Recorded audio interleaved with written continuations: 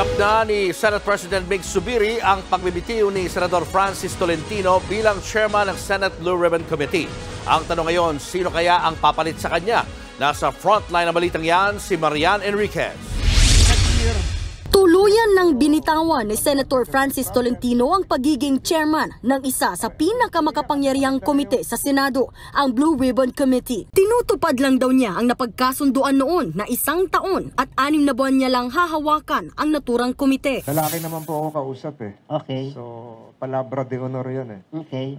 Usapan, 1 taon at kalahati. Wala nang interpretation yung 1 taon at kalahati. Okay. Ang tanong ngayon, sino ang papalit sa kanya sa pagbabalik ng sesyon sa Enero? 3 ang kasalukuyang Vice Chairman ng Senate Blue Ribbon Committee, sina Senators Ronald Bato de la Rosa, Bongo at Alan Peter Cayetano. Sa kanilang 3, si Cayetano lang ang abogado at tradisyon ng Senado na isang abogado ang humahawak ng Blue Ribbon Committee.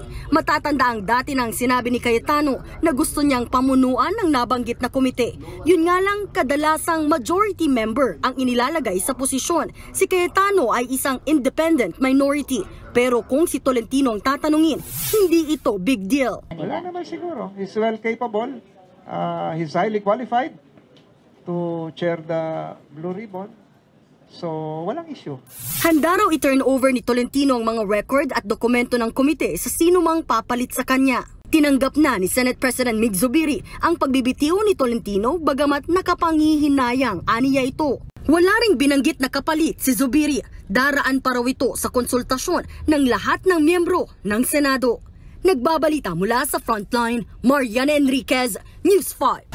Mga kapatid, Lucy Cruz Valdez po, maging maalam at may pakialam sa mga napapanahong balita sa bansa.